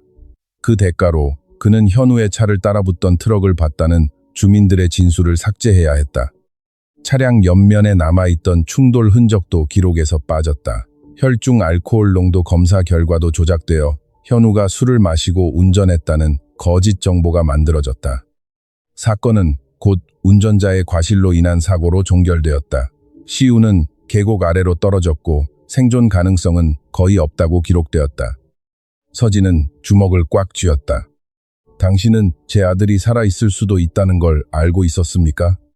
동수는 고개를 숙였다. 아이의 시신을 찾지 못했다는 말이 있었다는 건 알고 있었습니다. 하지만 무시했습니다. 돈을 받았으니까요. 그의 목소리는 점점 작아졌다. 기록 몇 줄만 고치면 모든 일이 끝날 줄 알았습니다. 하지만 그날 이후 저는 단 하루도 편히 잠든 적이 없습니다. 동수는 서류철을 열었다. 안에는 공식 기록에 한 번도 실린 적 없는 현장 사진 사본들이 들어있었다. 현장에서 멀지 않은 곳에 세워져 있던 트럭 사진, 또 다른 사진에는 차량 번호가 선명하게 찍혀 있었다. 현우의 차 옆면에는 길게 패인 충돌 자국들이 여러 개 남아 있었고 그것은 운전자가 혼자 통제력을 잃은 사고와는 전혀 맞지 않았다. 그 밖에도 연속적인 충돌음을 들었다는 주민들의 진술서, 사본, 구조대가 도착하기 전 벼랑 아래에 낯선 남자들이 나타났다는 기록이 있었다. 동수는 또 작은 봉투 하나를 꺼냈다. 그 안에는 유령 회사에서 보낸 송금 증빙서가 들어있었다. 그 회사의 대표자는 한때 태석 밑에서 일했던 측근의 먼 친척이었다. 이것들을 남겨둔 이유는 그놈을 믿지 않았기 때문입니다. 동수가 말했다. 매형과 어린 조카까지 죽일 수 있는 사람이 돈에 눈먼 경찰 하나를 평생 가만히 둘 리 없다고 생각했습니다. 그래서 사본을 숨겨두었습니다. 언젠가 협박을 당하면 이걸로 제 목숨을 지킬 수 있을 거라고 생각했습니다. 그는 쓰게 웃었다. 하지만 제가 틀렸습니다. 바로 이 서류들 때문에 그놈은 저를 죽이기로 한 겁니다. 서진은 사진들을 바라보며 머릿속이 어지러웠다. 장례식에서 자기 곁에 서 있던 동생, 눈물을 닦으라며 손수건을 건네던 사람, 어떻게든 시우를 찾는 일을 돕겠다고 말했던 사람, 바로 그자가 남편과 아들을 벼랑 아래로 밀어버리도록 사람을 고용한 것이었다. 25해 동안 태석은 단지 회사의 권력만 빼앗은 것이 아니었다. 그는 자신이 만든 고통 바로 옆에서 아무렇지 않게 살아왔다. 벼랑 아래에 나타났던 사람들은 누구였습니까? 서진이 물었다. 동수가 대답했다. 구조대가 아니었습니다. 태석의 사람들이었습니다. 현우 씨와 아이가 죽었는지 확인하러 내려간 자들이었습니다. 서진은 순옥의 말을 떠올렸다. 차 주변을 뒤지며 아이를 반드시 찾아야 한다고 말했던 그들. 두 사람의 증언은 완전히 일치했다. 그 순간 서진은 도윤의 교통사고를 떠올렸다. 번호판을 가린 차, 피해자를 향해 곧장 돌진한 움직임, 치밀하게 준비된 뺑소니. 서진은 곧바로 깨달았다. 태석은 자신보다 먼저 도윤을 알아보았다. 그는 그 청년이 시우라는 것을 알고 있었다. 그리고 자신의 조카를 두 번째로 죽이려 하고 있었다. 서진은 즉시 가장 믿을 만한 사람에게 연락했다. 그녀는 더 이상 그룹 산하병원을 이용하지 않았다. 도윤과 자신의 새로운 DNA 샘플은 비밀리에 채취되었고 다른 지방의 독립검사기관으로 보내졌다. 모든 절차에는 가명이 사용되었다. 그녀는 검사소에 의뢰인 정보를 남기지 말고 결과를 반드시 직접 전달하라고 지시했다. 결과를 기다리는 며칠 동안 서진은 평소처럼 그룹에 출근했다. 태석 앞에서는 잘못된 희망을 포기한 사람처럼 지친 표정을 유지했다. 그녀는 일부러 말했다. DNA 결과가 나왔어. 도윤은 시우가 아니야. 그 말을 들은 태석의 눈빛이 곧바로 누그러졌다. 그는 누나가 자기 주변에 증거 조각들을 하나씩 모으고 있다는 사실을 전혀 알지 못했다. 닷새 뒤 서진은 발신인이 적혀있지 않은 봉투 하나를 받았다. 그녀는 집무실 문을 잠그고 직접 봉투를 열었다.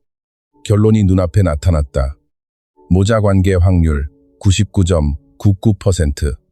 종이가 그녀의 손 안에서 떨렸다. 서진은 몇 번이고 다시 읽었다. 이제는 건축 기호가 아니었다. 현우를 닮은 얼굴도 아니었다.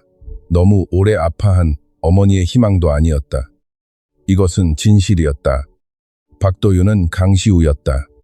25해 동안 찾아 헤맨 그녀의 아들이었다. 서진은 결과지를 가슴에 끌어안고 울음을 터뜨렸다.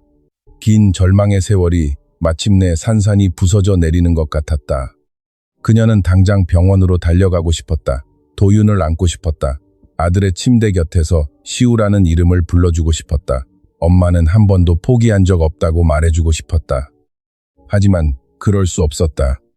태석은 여전히 모든 움직임을 감시하고 있었다. 도윤은 아직 의식이 없었다. 지금 그의 신분을 공개하는 순간 이미 2번이나 손을 댄 자는 또다시 그를 죽이려 들 것이다. 서진은 눈물을 닦고 DNA 결과지를 개인 금고 안에 넣었다. 그녀는 가짜 검사 결과를 믿는 척하기로 했다. 동생 앞에서 그녀는 여전히 실망하고 포기한 어머니로 남을 것이다. 하지만 그의 등 뒤에서 그녀는 25해 동안 이어진 모든 죄악을 빛 아래로 끌어낼 거대한 그물을 준비하기 시작했다. 같은 시각 그룹의 다른 방에서 태석은 동수가 아직 살아있다는 소식을 들었다. 그의 손에 들린 휴대전화가 거의 부서질 듯 휘어졌다. 만약 동수가 서진을 찾아갔다면 원본 기록이 이미 그녀의 손에 들어갔을 가능성이 컸다. 태석은 시간이 얼마 남지 않았다는 것을 깨달았다. 그는 믿을 만한 남자에게 전화를 걸었다. 목소리는 쇳덩이처럼 차가웠다. 최동수는 나중에 처리해도 돼. 먼저 도윤을 처리해. 그놈이 깨어나게 두면 안 된다. 이번에는 확실히 해. 다시는 병원 밖으로 걸어 나오지 못하게 만들어. 태석은 더 이상 가만히 앉아 있을 수 없었다. 교통사고로 도윤은 의식불명 상태가 되었지만 아직 살아 있었다. 도윤이 깨어나는 순간 설계도가 도둑 맞았다는 사실이 드러날 수 있었다. 더 나쁜 것은 25해 전 사고의 기억까지 되살아날지도 모른다는 점이었다. 동수는 또다시 살해 시도에서 살아남았다. 서진은 이미 의심하기 시작했다. 태석은 자신에게 마지막 기회가 한 번뿐이라는 것을 알았다. 그는 병원에서 도윤을 담당하는 의사 한 명을 은밀히 만났다. 그 의사는 투자 실패로 큰 빚을 지고 있었다. 태석은 그가 빚을 모두 갚고 새 삶을 시작할 수 있을 만큼의 돈을 내밀었다.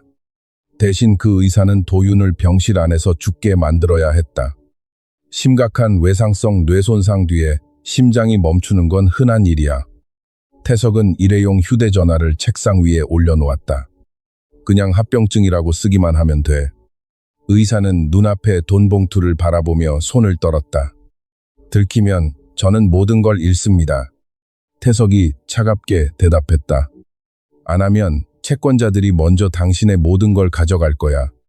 결국 의사는 돈 봉투를 집어들었다. 그에게는 심각한 부정맥을 일으킬 수 있는 약물이 건네졌다. 수액줄에 주입하기만 하면 도윤의 심장은 몇 분 안에 멈출 수 있었다. 지금 같은 상태라면 그의 죽음은 외상 후 합병증으로 처리되기 쉬웠다. 하지만 태석은 몰랐다. 서진이 이미 그가 다시 손을 쓸 것이라고 예상하고 있었다는 것을. 진짜 DNA 결과를 받은 직후 서진은 태석이 통제할 수 없는 외부에 믿을 만한 경찰들과 연락했다. 동수도 경고했다. 그자는 현우를 죽였고 도윤을 추격해 죽이려 했고 저까지 차로 들이받게 했습니다. 도윤이 살아있는 한 그는 멈추지 않을 겁니다. 그날 밤 도윤은 비밀리에 특별치료구역으로 옮겨졌다. 새 환자 기록에는 가명이 사용되었다. 진짜 위치를 아는 사람은 서진, 순옥, 주치혜, 그리고 몇몇 경찰뿐이었다. 기존 병실은 그대로 남겨두었다. 감시 장비와 수액줄, 병실 앞 환자 기록까지 모두 그대로였다. 동수는 자원해서 그 침대에 누웠다. 그는 환자복을 입고 이불과 산소 마스크로 얼굴을 거의 가렸다. 머리에도 도윤처럼 붕대를 감았다. 병실 조명이 어둡게 낮춰져 있었기 때문에 문을 열고 들어온 사람은 차이를 쉽게 알아차릴 수 없었다. 사복경찰 2명은 옆 당직실에 숨어 있었다. 또 다른 팀은 미리 만들어둔 틈으로 병실 안을 지켜보며 복도에서 대기했다. 새벽 2시가 가까워졌을 때 엘리베이터 문이 열렸다. 매수된 의사가 밖으로 나왔다. 그는 새 가운으로 갈아입고 마스크를 쓴 채 최대한 평온한 표정을 유지하려 했다. 복도 양쪽을 살핀 뒤 그는 병실 안으로 들어가 문을 안에서 잠갔다. 방 안에는 심밖의 소리만 차갑게 울리고 있었다. 의사는 침대 가까이 다가갔다. 가만히 누워있는 환자를 내려다본 뒤 가운 주머니에서 작은 주사기 하나를 꺼냈다. 안에 든 액체는 거의 투명했다. 그는 주사기 뚜껑을 벗기고 수액줄을 확인한 뒤 낮게 속삭였다. 날 원망하지 마. 원망하려면 건드리지 말아야 할 사람을 건드린 내 운명을 원망해. 주사바늘이 천천히 수액줄을 향해 다가갔다. 바로 그 순간 침대 위에 누워있던 사람의 손이 이불 밖으로 튀어나왔다. 동수가 눈을 뜨고 의사의 손목을 움켜잡았다. 의사는 깜짝 놀라 뒤로 물러나려 했다. 당신 누구야? 동수는 손목을 더 세게 쥐었다. 당신들이 또 죽이지 못한 사람. 그 순간 병실 문이 거칠게 열렸다. 경찰들이 안으로 들이닥쳐 의사가 주사기를 버리기도 전에 그를 제압했다. 움직이지 마. 당신은 살인 미수 혐의로 체포됩니다. 의사의 얼굴이 새하얗게 질렸다. 그는 계속 고개를 저었다. 아닙니다. 저는 그냥 환자 약을 바꾸러 온 겁니다. 한 경찰이 장갑을 끼고 주사기를 봉인했다. 그럼 이 약은 왜 처방 기록에 없습니까? 그리고 왜 문을 잠갔습니까?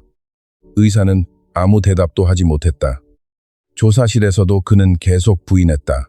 자신은 응급약을 가지고 있었을 뿐이고 모두 오해라고 말했다. 하지만 빠른 감정 결과 주사기 안의 약물은 심정지를 일으킬 수 있는 물질로 확인되었다.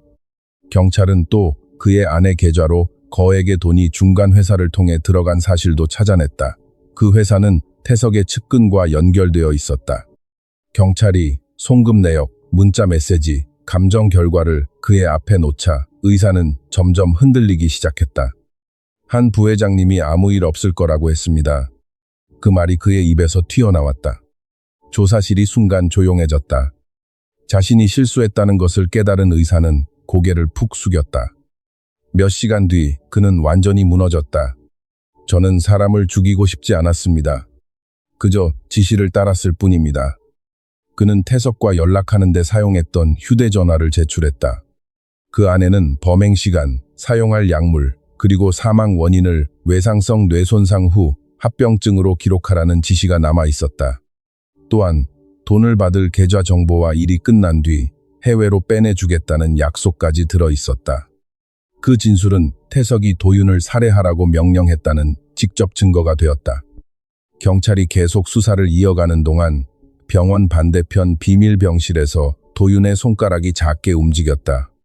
감시 장비가 분명한 변화를 기록했다. 주치의가 곧바로 반사 반응을 확인했다. 깨어나고 있습니다. 순옥은 울음을 터뜨리며 아들의 손을 붙잡았다. 도윤아, 엄마 목소리 들리니? 그의 눈꺼풀이 희미하게 떨렸다. 한참 뒤 도윤이 천천히 눈을 떴다. 시선은 아직 흐렸지만 그는 양어머니의 목소리에 반응하고 있었다. 서진은 유리문 밖에 서서 두 손으로 입을 막았다. 소리가 터져 나오지 않게 하기 위해서였다. 25해 동안 찾아 헤맨 아들이 마침내 눈을 떴다. 그녀는 당장 달려가 안고 싶었다. 부르고 싶었다. 시우야, 엄마야. 하지만 서진은 자신을 억지로 붙잡았다. 도윤은 막 깨어났고 기억은 아직 혼란스러웠으며 몸도 너무 약했다.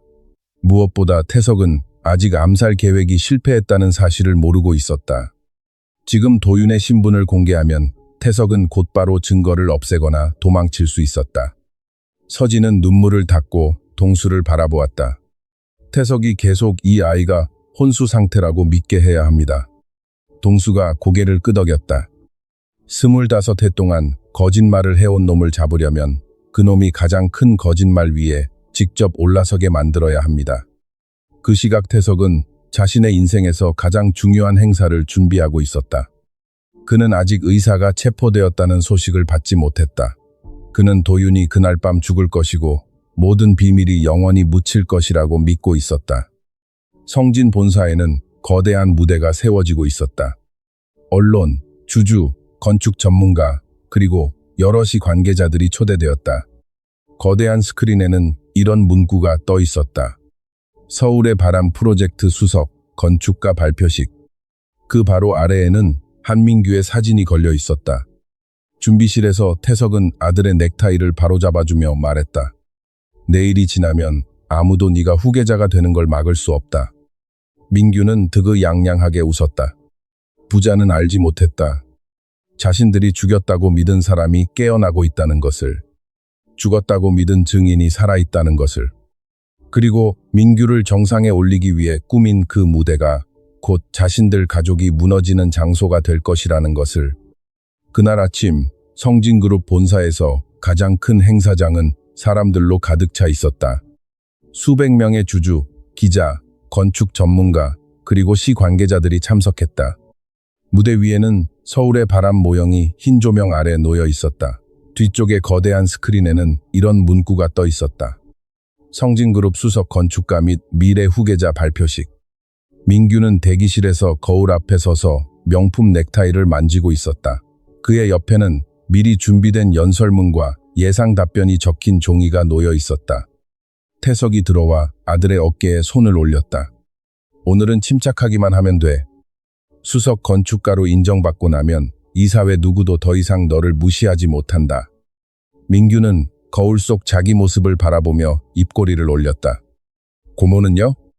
아직 회장이잖아요. 태석은 차갑게 웃었다. 누나는 DNA 결과를 믿었어. 사고 조사도 멈췄고 오늘 누나가 언론 앞에서 직접 너를 인정하는 순간 모든 게 끝난다. 부자는 몰랐다. 매수된 의사가 이미 체포되었다는 것을. 동수가 아직 살아있다는 것을. 그리고 진짜 DNA 결과가 서진의 개인 금고 안에 보관되어 있다는 것을. 행사가 시작되자 태석은 박수 속에서 무대 위로 올라갔다. 그는 성진의 발전 역사, 국가적 규모의 건축물을 세우겠다는 포부, 그리고 앞으로 그룹을 이끌어갈 젊은 세대에 대해 이야기했다. 그런 뒤 그는 민규 쪽으로 손을 뻗었다. 오늘 저는 서울의 바람을 만들어낸 젊은 건축가를 자랑스럽게 소개하려 합니다. 한민규는 수상작의 작가일 뿐 아니라 앞으로 이 프로젝트의 수석 건축가를 맡게 될 사람입니다. 민규는 쉴 새 없이 터지는 카메라 소리 속에서 무대 위로 걸어 올라왔다. 앞줄에 앉은 서진은 여전히 평온한 얼굴이었다. 그녀는 어두운 색 정장을 입고 있었고 눈빛에는 어떤 감정도 드러내지 않았다. 태석은 누나가 완전히 포기했다고 믿었다. 민규는 외워둔 연설을 시작했다. 서울의 바람은 사람과 자연을 연결하고자 하는 마음에서 탄생했습니다. 이 건축물은 단순히 아름다움만을 추구하는 것이 아니라 공동체에 대한 건축의 책임을 담고 있습니다. 도윤의 설명서에서 가져온 문장들이 흘러나오자 행사장 안에 많은 사람들이 고개를 끄덕이며 감탄했다. 민규는 말을 할수록 자신감이 붙었다. 그는 심지어 한강변을 산책하던 어느 밤 그 아이디어가 떠올랐다고까지 말했다. 연설이 끝나자 사회자가 임명 결정을 발표하려 했다. 바로 그때 서진이 자리에서 일어났다. 잠깐만요. 행사장이 순식간에 조용해졌다. 서진은 무대로 올라가 민규를 바라보았다. 수조원 규모의 프로젝트를 수석 건축가에게 맡기기 전에 작가가 직접 자신의 설계를 설명하는 것이 맞다고 생각합니다. 민규가 순간 멈칫했다. 태석은 억지로 미소를 지었다. 누나, 전문 발표는 이미 심사위원회가 검토한 일입니다. 서진은 그를 보지도 않았다. 그녀는 리모컨을 들고 건물의 중앙 구조부를 스크린에 띄웠다. 민규야, 18층과 20층 사이의 빈 공간이 왜 동쪽으로 3도 틀어져 있는지 설명해봐. 민규는 도면을 바라보았다. 그건 그가 외운 종이에 없는 질문이었다. 그는 억지로 몇 가지 전문 용어를 떠올렸다. 그건 자연 환기 효율을 높이기 위해서입니다. 구체적으로 어떻게 높인다는 거지? 서진이 다시 물었다. 바람은 어디로 유도되고 겨울에 풍향이 바뀌면 어떤 일이 일어나지? 민규는 입을 다물었다. 몇몇 전문가들이 서로를 바라보기 시작했다. 그는 마른 침을 삼키고 대답했다. 그런 세부 사항은 기술팀이 계산을 도운 부분입니다. 서진이 차갑게 말했다. 이 설계안은 개인 명의로 제출되었어. 서류 어디에도 기술팀은 없지. 민규의 이마에 땀이 맺히기 시작했다. 서진은 도면 위에 작은 기호 하나를 확대했다. 그럼 이 기호는 무슨 뜻이지? 이게 건축계에서 쓰는 표준 기호인가? 민규는 그 표시를 한참 바라보았다. 그건 하중 표시입니다. 아래쪽에 앉아있던 한 교수가 곧바로 미간을 찌푸렸다. 아닙니다. 그가 입을 열었다. 저는 구조를 30년 넘게 연구했습니다. 저런 표준 기호는 없습니다. 행사장 분위기가 흔들리기 시작했다. 태석은 자리에서 벌떡 일어났다. 전문가마다 표기 방식은 다를 수 있습니다. 그러자 서진은 또 다른 도면을 띄웠다. 그렇다면 이것도 설명해봐. 저층부 공공공간의 하중 분산선이 왜 지면과 평행하지 않고 위쪽 정원으로 이어져 있지? 민규는 입술을 깨물었다. 그는 더 이상 대답할 수 없었다. 그때 행사장 뒤쪽 문이 열렸다. 모두의 시선이 돌아갔다. 휠체어를 탄 도윤이 들어오고 있었다. 곁에는 순옥이 있었고 그 뒤에는 최동수가 서 있었다. 행사장이 얼어붙었다. 태석의 얼굴에서 피가 빠져나갔다. 그는 의사가 계획대로 병실에 들어갔다는 보고를 받았었다. 그의 계산대로라면 도윤은 지금 차갑게 식은 시체가 되어 있어야 했다. 그런데 도윤은 살아있었다. 동수까지 살아있었다. 태석은 손가락을 떨었다. 민규는 한 걸음 뒤로 물러났다. 말도 안 돼. 도윤이 나타나자 행사장 전체가 죽은 듯 조용해졌다. 태석은 무대를 향해 걸어오는 청년을 뚫어져라 바라보았다. 얼굴은 새하얗게 질려 있었다. 그는 의사가 계획대로 병실에 들어갔다는 소식을 받았었다. 계산대로라면 도윤은 지금 차가운 시신이 되어 있어야 했다. 그런데 도윤은 살아있었다. 게다가 자신이 추격 끝에 죽었다고 믿었던 증인 최동수까지 바로 옆에 서 있었다. 민규는 뒤로 물러서며 떨리는 목소리로 말했다. 말도 안 돼. 도윤은 천천히 한 걸음씩 걸었다. 머리의 상처 때문에 아직 어지러웠다. 순옥이 한 손으로 아들의 팔을 붙잡고 있었지만 무대 가까이 다다르자 도윤은 조용히 양어머니의 손을 놓았다. 저 혼자 갈 수 있어요. 그는 민규를 바라보았다. 그 설계도는 제 것입니다. 민규가 곧바로 반박했다. 무슨 근거로 그런 말을 해? 그룹 전체가 나를 작가로 확인했어. 도윤은 다투지 않았다. 그는 스크린 앞으로 걸어가 프레젠터를 들고 중앙 구조부를 가리켰다. 이 기호는 일반적인 하중 기호가 아닙니다.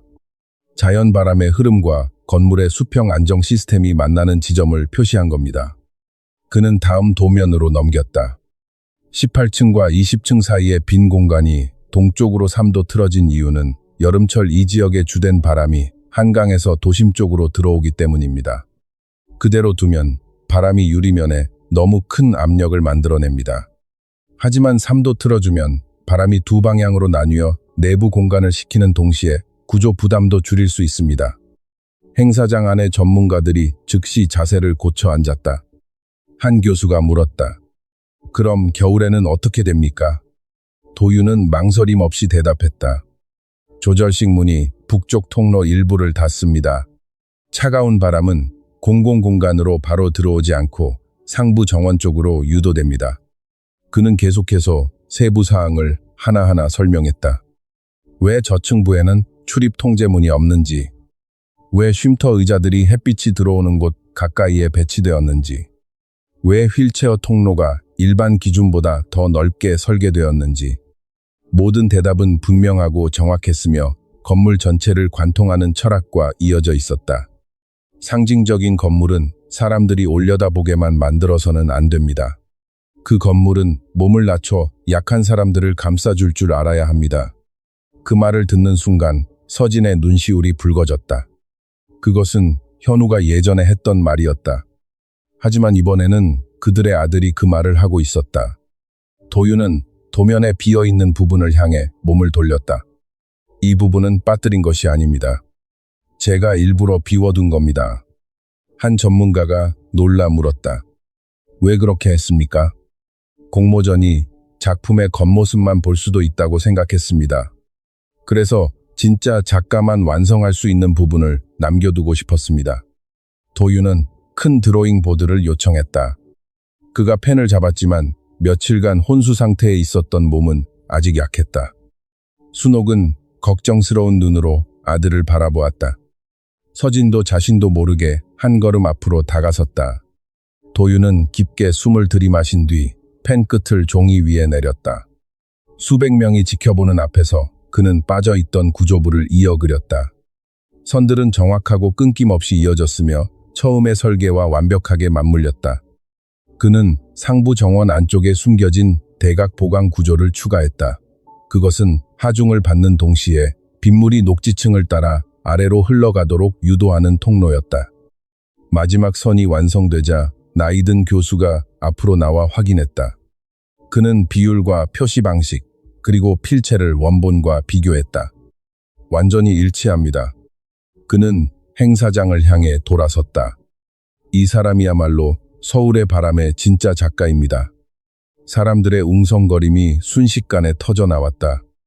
민규는 고개를 저었다. 아니야. 저 사람이 설계도를 훔쳐봤을 수도 있잖아. 바로 그때 옆문이 열렸다. 한 젊은 남자가 안으로 들어왔다. 그는 도윤의 설계안을 직접 접수했던 직원이었다. 그는 서진에게 고개를 숙인 뒤 말했다. 저는 박도윤 씨에게서 서울의 바람 설계안을 직접 접수한 사람입니다. 저는 채용 팀장에게 압박을 받아 진술을 바꾸고 사직서를 쓰게 되었습니다. 그는 제가 입을 다물지 않으면 건설업계에서 다시는 일자리를 구하지 못하게 만들겠다고 협박했습니다. 아래쪽에 앉아있던 채용 팀장의 얼굴이 즉시 창백해졌다. 서진은 비서에게 나머지 증거를 띄우라고 신호했다. 복구된 시스템 데이터에는 삭제되기 전 지원자 명단에 박도윤의 이름이 존재했던 기록이 남아있었다. 공사장 컴퓨터에 저장된 초안들은 민규가 작품을 받았다는 시점보다 몇 달이나 먼저 만들어져 있었다. 수백 장의 스케치에 남은 필체는 원본 설계도와 완전히 일치했다. 도윤과 함께 일했던 공사장 동료들도 그가 수많은 밤 동안 서울의 바람을 그리는 것을 보았다고 증언했다. 민규는 더 이상 부정할 수 없었다. 서진은 한때 천재라고 칭송받던 조카를 바라보았다. 너는 이게 네 작품이 아니라는 걸 알고 있었어.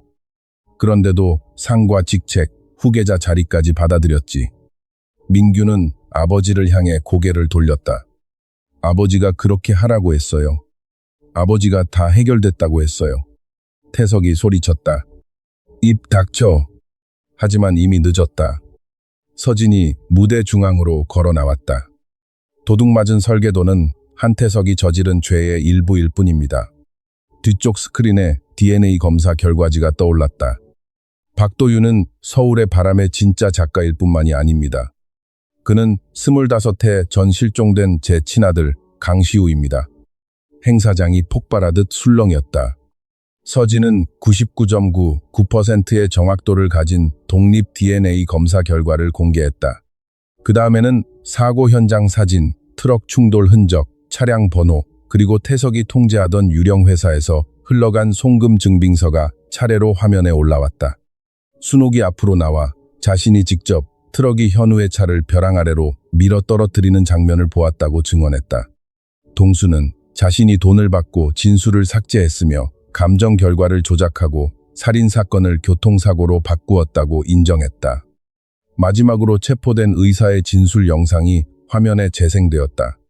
그는 태석이 도윤에게 심정지를 일으키는 약물을 주입하게 돈을 주었고 사망 원인을 외상 후 합병증으로 기록하라고 지시했다고 털어놓았다. 태석의 가면이 하나씩 벗겨졌다. 그는 매형을 살해하도록 사람을 고용했다. 5살 조카까지 죽이려 했다. 경찰을 매수했다. 회사의 권력을 빼앗았다. DNA 결과를 조작했다. 도윤에게 교통사고를 일으켰다. 설계도를 훔쳤다. 그리고 병원 안에서 또다시 살해를 명령했다. 태석은 행사장을 둘러보았다. 방금 전까지 자신에게 박수를 보내던 사람들의 눈빛은 이제 혐오로 가득 차 있었다. 경찰들이 양쪽에서 들어왔다. 한태석 씨, 당신은 살인교사, 살인미수, 뇌물, 증거조작, 사기 혐의로 체포됩니다. 태석은 갑자기 직원을 밀치고 뒷문 쪽으로 달려갔다. 하지만 동수가 그의 앞을 막고 서 있었다. 25해 전에는 내가 당신을 놓쳤지. 이번에는 아니야. 경찰은 곧바로 태석을 제압하고 그의 손목에 수갑을 채웠다. 민규 역시 사기 공모, 지식재산권 절도, 조작된 서류로 이익을 취한 혐의로 체포되었다. 두 부자는 자신들이 정상에 오르기 위해 꾸민 무대 위에서 수갑을 찼다. 끌려가던 태석이 서진을 돌아보았다. 누나, 그놈을 다시 찾았다고 모든 게 예전처럼 돌아갈 것 같아? 서진은 대답하지 않았다.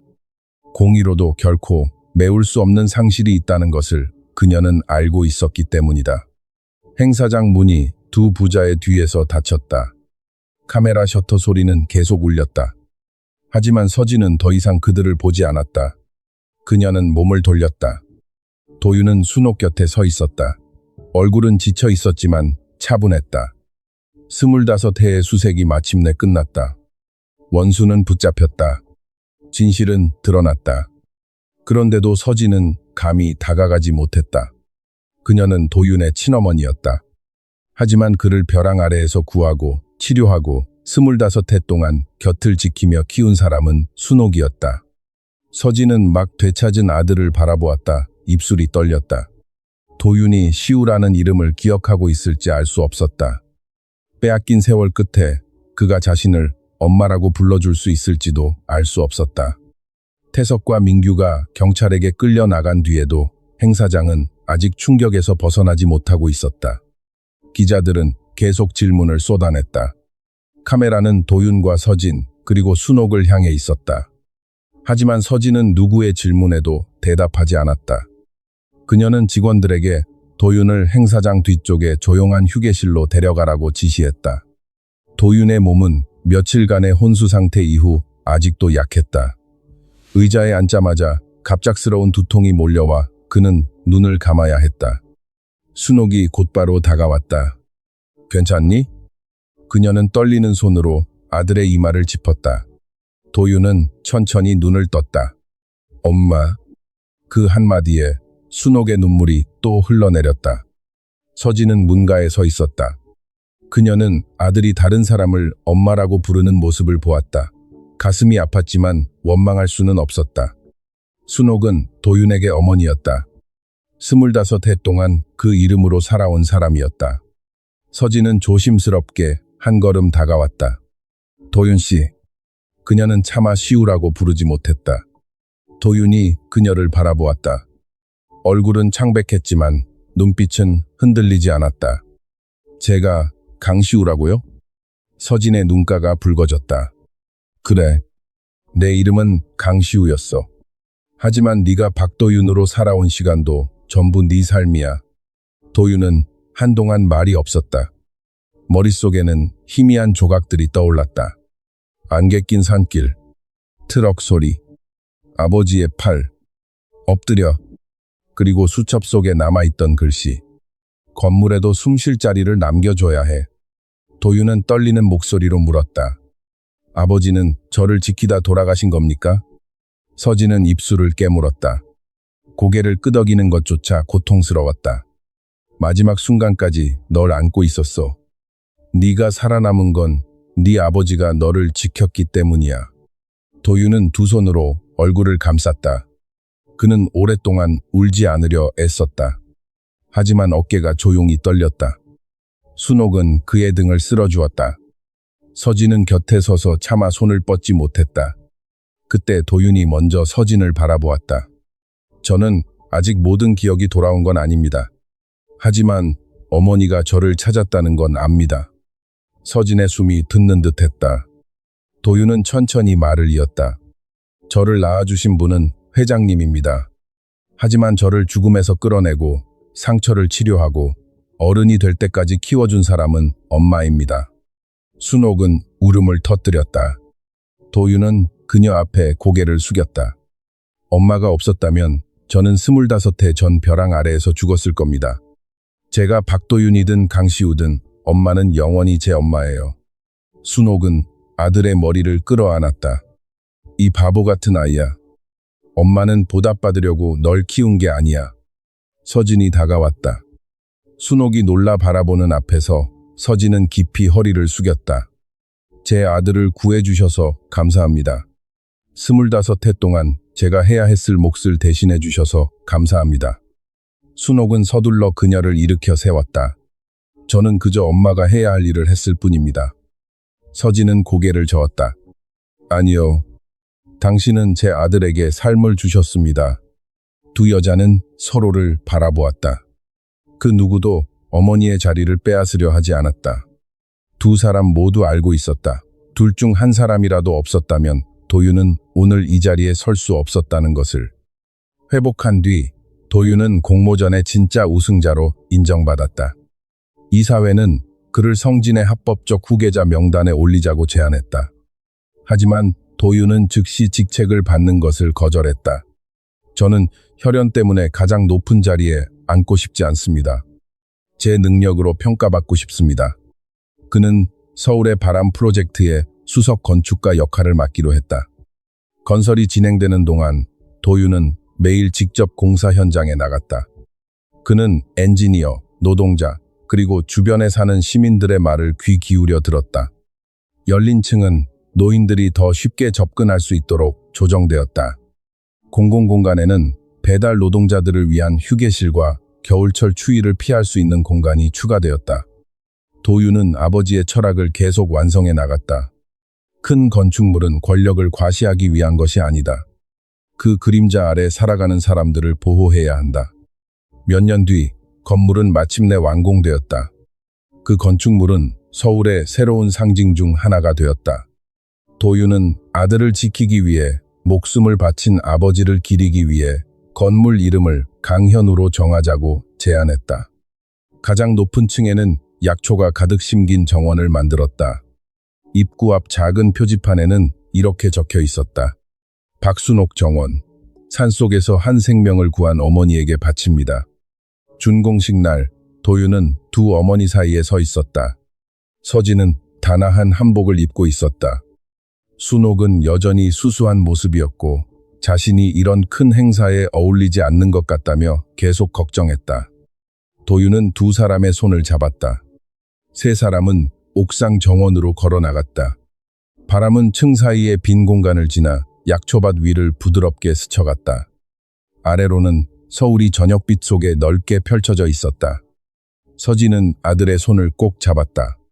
순옥은 곁에 서서 자신이 벼랑 아래에서 업고 내려왔던 아이가 이제 온 나라가 아는 건축가가 된 모습을 바라보며 미소 지었다. 25해 전 탐욕은 한 가족을 깊은 벼랑 아래로 밀어넣었다. 하지만 결국 도둑맞았던 그 설계도가 아들을 집으로 돌아오게 했고 아버지의 명예를 되찾아 주었으며 두 어머니를 한 가족으로 이어주었다. 도윤은 고개를 들어 건물 사이를 흐르는 바람을 바라보았다. 기억 어딘가에서 그는 다시 아버지의 목소리를 들었다. 좋은 건물은 사람이 보호받고 있다고 느끼게 해야 해. 도윤은 조용히 미소 지었다. 이번에 그 집은 도시만 지켜준 것이 아니었다.